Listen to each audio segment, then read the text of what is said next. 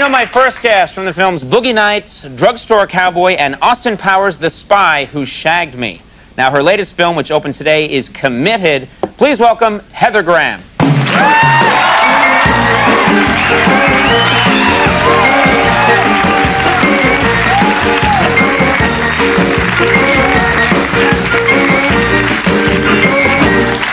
How are you? Good, how are you? I'm doing great now. Thanks for being here. Do you remember I saw you at a restaurant one night? You did, yeah. We were at the Sizzler. Yeah. And we bumped trays, yeah. Yeah. No, it was someplace way downtown. Yeah, really. And I came over and said hi, which I'm always like nervous about doing this for some reason.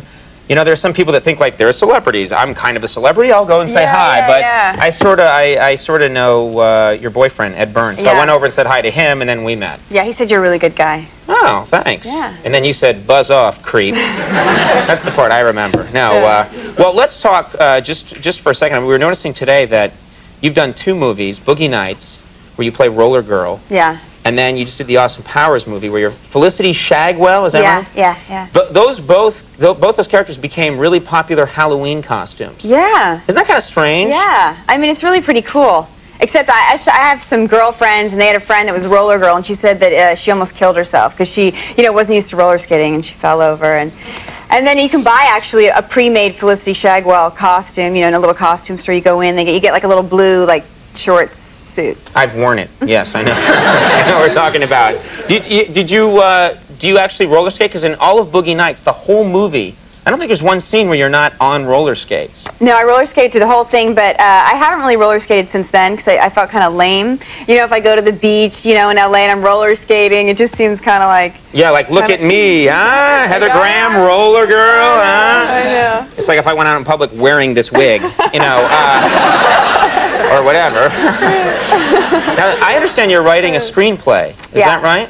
I wanted to try my hand at writing, so I'm writing a screenplay. And so you have to, I never wrote a screenplay, I did some writing, but you're supposed to take experiences from your own life. Is there anything weird that you're taking from your own life that you're putting into the screenplay? Well, I took this one instance where I was dating this guy, and, we basically got together. This really happened. This is true, and we had sex, and then he was like, if you really want to go out with me, I want you to help me do my taxes. And so he took me into the other room, and he's like, here are all my receipts. He's like, could you help me organize them in categories? And I said, well, I don't even do my own taxes. I really don't even know. Wait a minute, back up. This is the most self-confident guy I've ever... He just hooked up with Heather Graham, and he's like, look, if you're going to stick with me, you got to do my taxes. It'd be great if this was like a really ugly, nerdy guy, too. Listen to me. Here's how it works, babe. I can't believe... I've never heard of that before. Isn't that amazing? So, did you... He got really mad at me. I sort of tried to make an effort, and I was helping him organize the receipts, and then I just was like, look, no, I can't do this with you, guy. And, what if this is how he does his taxes every year?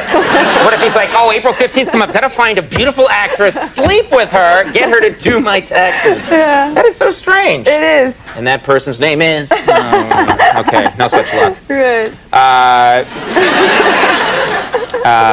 So many names are coming into my head. Yeah, okay. Yeah, right. That's going to make him happy. Now, speaking of Ed Burns, nice Irish guy. All right, just like me. You ever tire of him? I'm over here. Okay. We did on our show, actually, I don't know when we did this, but we do this thing on the show called If They Made It, where we use advanced computer technology to take celebrity couples and see what their child would look like. I think this is a good opportunity. We want to show this to you. So we have this right here, the If They Made It of, there's the 2 of you right there. And let's just see right now what your child would look like. So curious. I'm just like, no!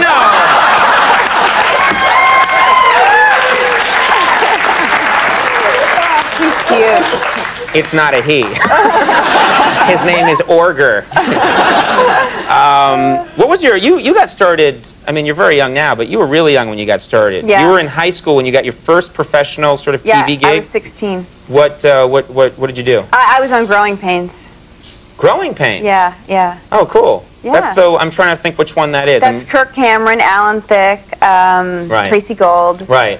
Yeah. And was that a huge deal? I mean, huge. I had a huge crush on Kirk Cameron. And when I met Alan Thicke, I was just like, I can't believe these people are real. If you've never met an actor before, you meet them, you just so well, especially when you're 16, you would probably think these people really live together in this house. Yeah, And especially when it's Alan Thicke. Yeah, right. I was so impressed by Alan Thicke. I was just like, Alan Thicke, he's so famous, you know. Like. Wow. Okay. Well, anyway, I'm not going to say anything to that.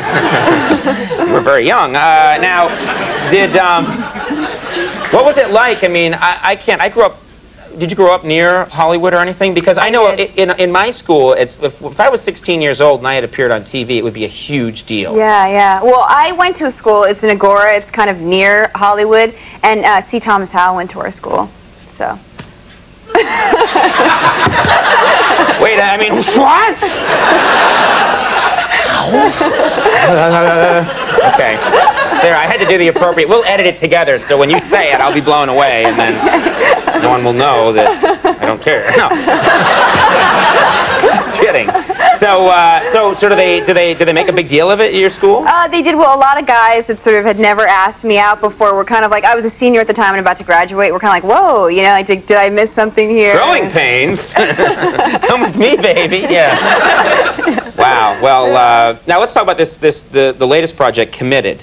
It's an interesting story. To summarize in a nutshell, you're married to Luke Wilson. Luke Wilson, who was here the other night. He's a very nice guy. Isn't he great? He's very really cool. Great, yeah. You're married to him in the movie, and then what happens? He leaves? He leaves, and just kind of about how I'm very just committed as a person, and just kind of like the beauty of like being true to your word. Just how I kind of am. It's like ridiculous the things that I do, but it's kind of out of a good place. You believe that, like, I made these wedding vows, I'm not going to let this guy just walk away. Yeah, it's kind of like, well, who am I? I'm true to my. If I have to be true to my word, I have to make this work. But it's like every sign is saying like, give up. It's really stupid and stop. Now we have a clip here from the film. Do we need to set this up? Okay, Casey Affleck is in it, and he's very free-spirited, and I am very committed. Okay, let's take a look at this clip from Committed. Wow. I gotta say, it's not creepy. That's how it's a family picture. It's just about how he's into my commitment or whatever. Actually, I am doing a movie right now about a brother-sister story. Okay. Yeah, you didn't have to mention that. Well, Committed is in theaters right now, and Heather, it was great having you on the show. Hey, thanks for having me. Come on back so great to be here. Good to see you. Heather Graham, everybody. We'll take a break. Julie Warner's coming up. We'll be right back.